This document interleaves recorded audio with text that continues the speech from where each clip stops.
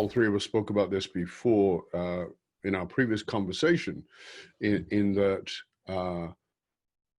there is this illusion of consciousness as well as the reality of consciousness, and that it's not a permanent state.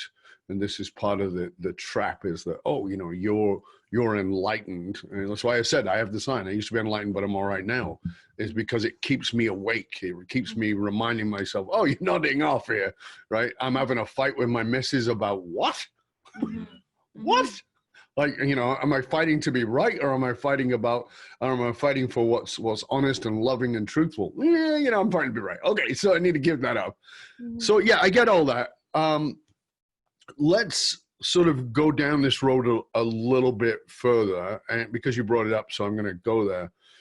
We had talked about how I had grown up in poverty and around addiction and violence and crime and all those kinds of things, and you did too, Rhiannon. Well, how did you grow up, Jeff? What was your background? Because I want to come back to Rhiannon's as well in a moment, but tell me a little bit about yours. Sure. Because you're an academic, right? And you're the one sitting there with the Buddhist beads around your neck and the bangles on your hand, and you know, looking very unacademic. And I love that, by the way, because it's the willingness to step in. What kind of world did you grow up in?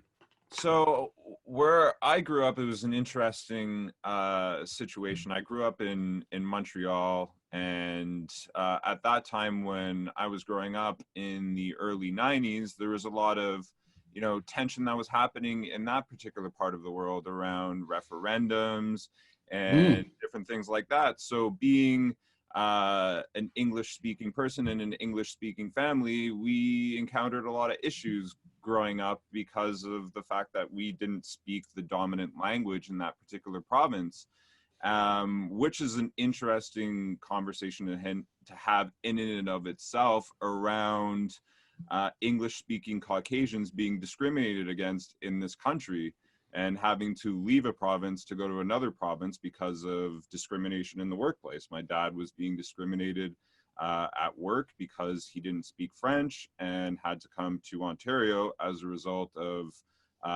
economic reasons. So I had this conversation with somebody recently where I talked about, is racism limited to color? That's the question I asked. And I said, listen, I was the only Jew in a secular school, and every day I got my ass kicked. Yeah. I was as white as everybody else. My name was not particularly weird. My last name, at least, wasn't particularly weird. So why was I getting the snot beaten on me? Because I was different. And that's what isms are. It's you're different. So, you know, when you talk about being a English-speaking white family in a French province that was trying to break away from Canada at that time and be its own place, and feeling that discrimination, that's an important piece in and of itself. Yeah.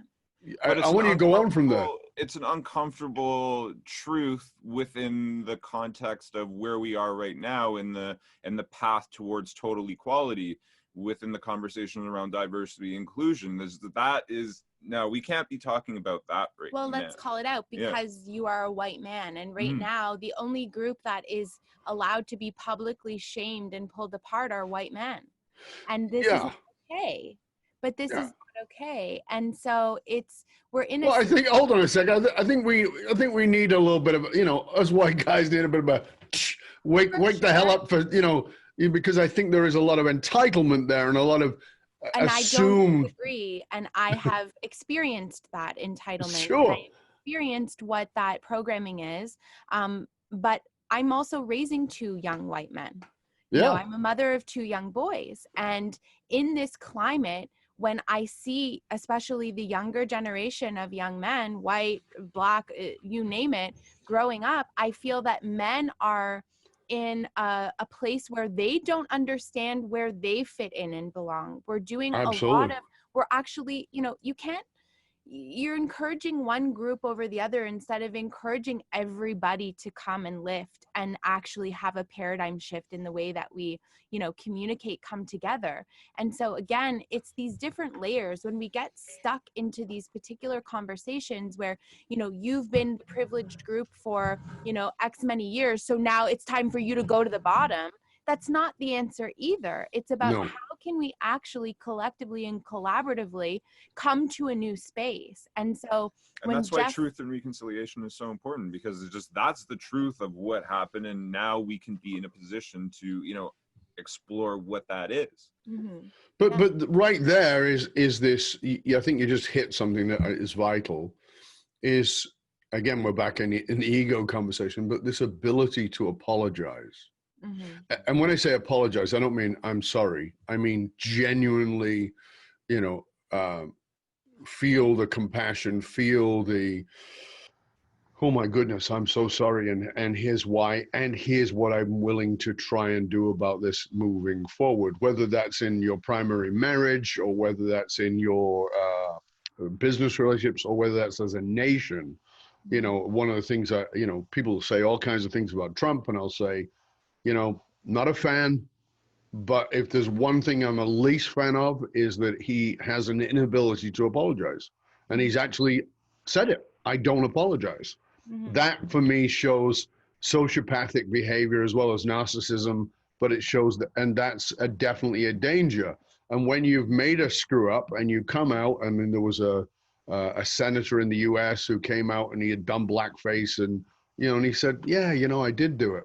Okay, cool, fine. You know, am I going to do it again? No. Okay, great. You know, Justin supposedly enlightened, and they said, well, he should have known better because he was the son of a prime minister and he should have known better. Yeah, you know, I'm still willing to go with, if you are apologizing genuinely and you're willing to step into that, that's a different gig.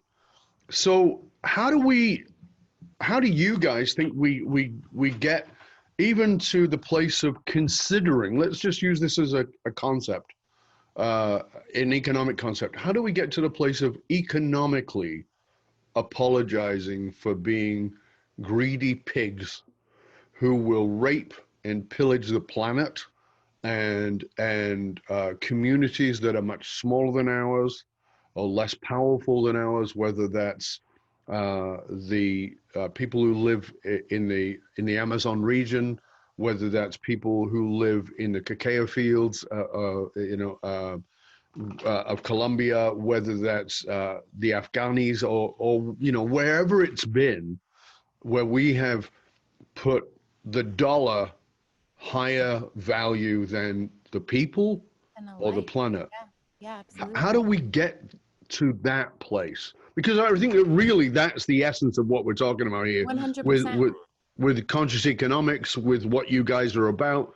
That's the place, is to say, I like money, I like a lifestyle, I like all these things that money buys, but I need to understand that I'm part of the problem. That you vote, as you were saying earlier, Rhiannon, we vote with our dollars, we vote with our feet, not just when on the ballot box. Yeah. So how would you guys suggest that we get to that place? If I can jump in first. Thank you. First, I love this idea of an economic apology. I think that's so brilliant, because Thank that's you. exactly what it is. It's the way that we can actually show the truth behind what we are trying to propose, is actually to have an economic shift. And so the way that we see that happening, and especially I've done a lot of work with First Nations and Indigenous communities across this country, and truth and reconciliation is really deeply embedded into what we're talking about when we talk about conscious capitalism. And here's why. I think that a lot of the, tribes in the ancient knowledge and wisdom that is held by the first people of this nation and around the world hold a balance of understanding around community building, around mind, body, spirit connection, around being able to work with cycles in the planet in order to thrive. And when we, through colonialism and the rest, stole that away and stole that way of life away and came in with a notion of how to make things better that was based a lot on greed and all of the things that you said, we've lost a very integral part of something that we need to build back into the whole again. So what does that look like? What does an economic apology look like to me? It looks like, and Jeff has said this really beautifully before, having a pharmaceutical company have Indigenous people around the table talking about plants and plant medicine and whatever else, and how to actually come together, to learn together, to actually be equals, to not see that the people that have not been able to participate thus far fully in our economic engine, that they don't continue to be put aside, that we actually figure out a way, and those lived experience, those traumas, those things, to be able to pull in to raise the consciousness of the planet, of to have those ideas at the table. So it's part of it, definitely. And the, you know, with talking about that economic apology, what you're touching on is, you know, the truth behind it. But to actually be able to stand up and do that, you're in a place of authenticity.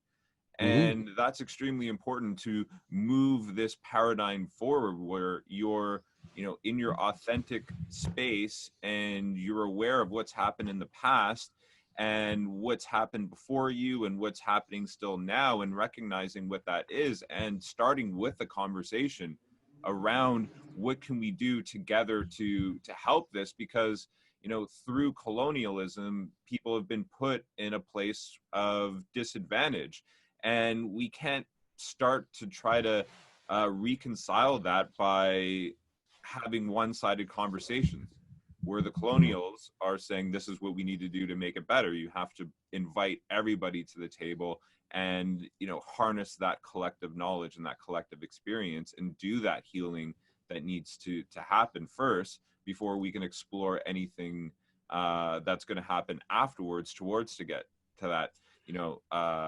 utopian conscious economic world.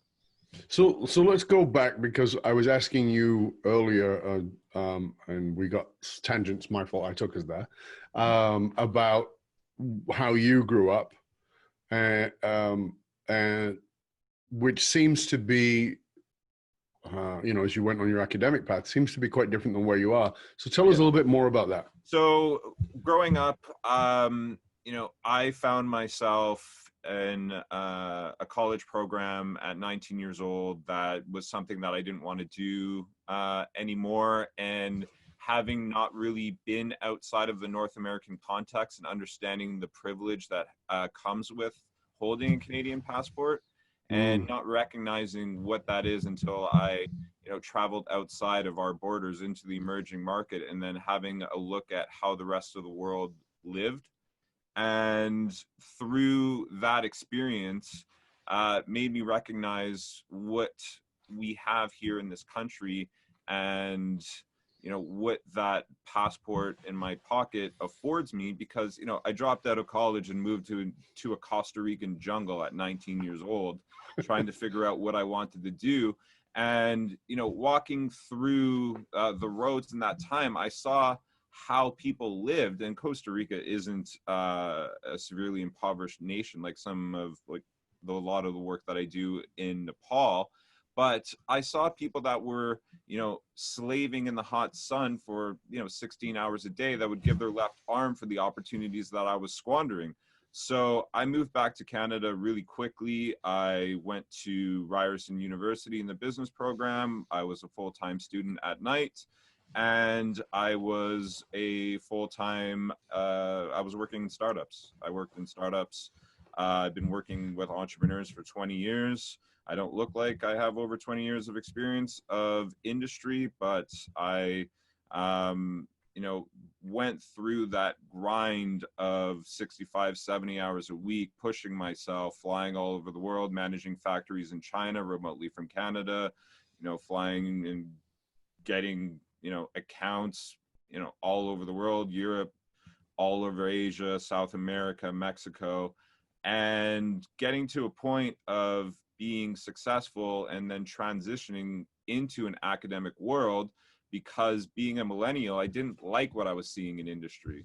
I didn't like the exploitation. I didn't like what I was seeing in some of the factories that I was touring in emerging markets, and made the transition to working in academia, still keeping my finger on the pulse of what was happening in industry.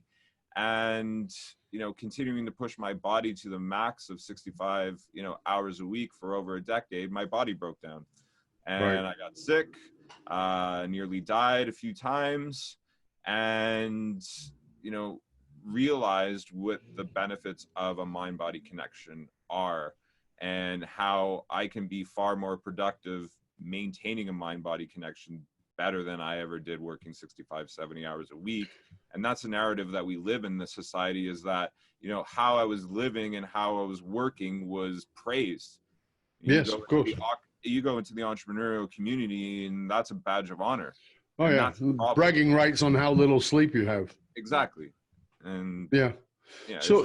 But why did you, so you went out, you dropped out, you went to Costa Rica, you saw that you had a lot of privilege and you were squandering that. You came back, you went into uni, but you also got into the startup world. But you behaved in the entrepreneurial startup mentality of, like you said, 65 hours a week or whatever it was. Yet you ended up in a breakdown. I'm trying to understand this connection between what happened in Costa Rica by the realization of, oh my goodness, these people would give anything to have what I'm taking for granted. And then doing exactly, it seems like doing exactly more of that. Well, I was coming also from a place of, traveling to a lot of parts of the world and getting experience on how different people live, and always coming from a place of being a social entrepreneur and, creating an enterprise that we have an office in North America as well as in Nepal, where we assist children in rural parts of, the Himalayas that are on the verge of dropping out of school and then entering the, the child labor market and eventually getting trafficked into the human traffic industry in India. So trying to, and this is a lot of what Rhiannon does in her business, is having this, profit motive, but then also having a parallel giving back in that process. And then watching what I was doing when I was, in industry around the height of the credit crisis, the question that I wanted to answer made me transition towards academia further is, why is the human doing this? What causes cognitively humans to behave in this particular way?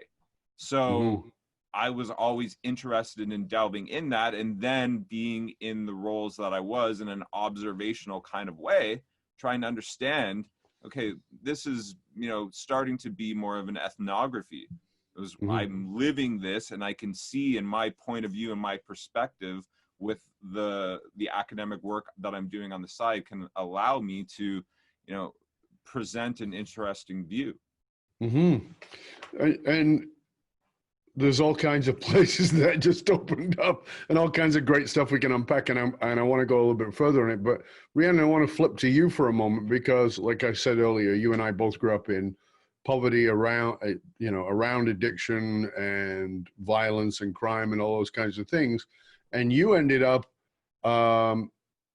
very much in the financial world and very much sort of toe to toe with, shall we say, the people involved in 2008's nonsense. Talk to us about where you came from and your transition. Yeah. I grew up in Toronto. My mother was a single mom. We, did not have a lot of means, a lot of money. I was, living all over the place. I was with my grandma and my uncle for periods of time. I was with my mother and her then partner. There was addiction in all the households that I was in: alcohol, drugs, violence.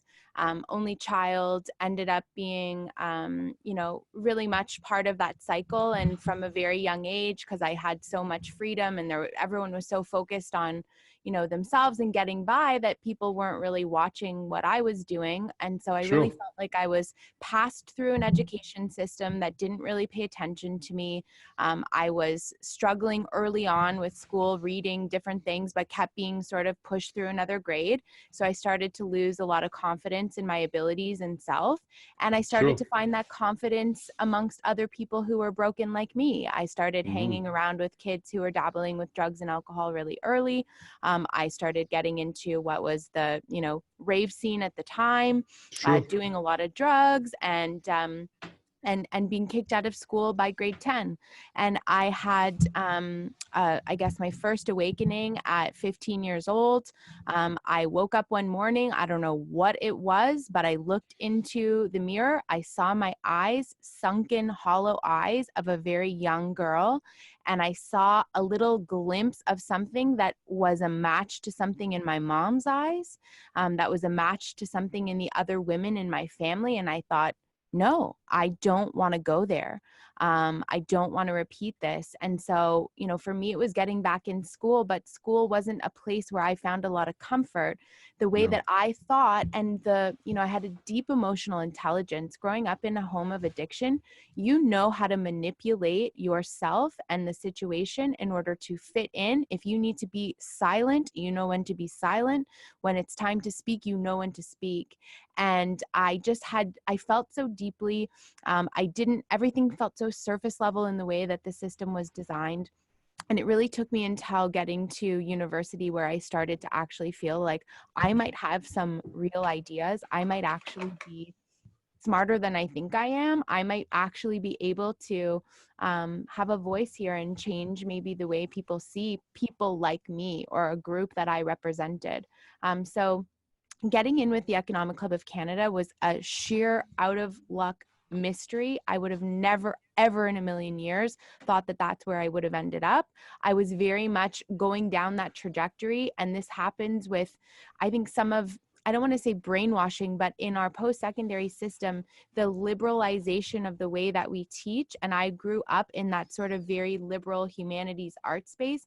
Business was not seen as something that was attractive or good or valuable or socially conscious. So it was really interesting to get this job offer at the Economic Club of Canada, coming from that background, but also coming from where I came from, in poverty. And so when I entered into that world, I was fascinated by it. It was like I felt like someone had snuck me in the back door. And I couldn't believe, what I was learning and what I was seeing. But in many, many ways, what people think happens there happens on the other side as well. And I really started to be able to see some of also the similarity between different groups, and that, we are all so damaged and in this together in so many ways. I mean, it can express itself in different ways, but we are. And I became fascinated with learning. I became fascinated with understanding the system that I now found myself in.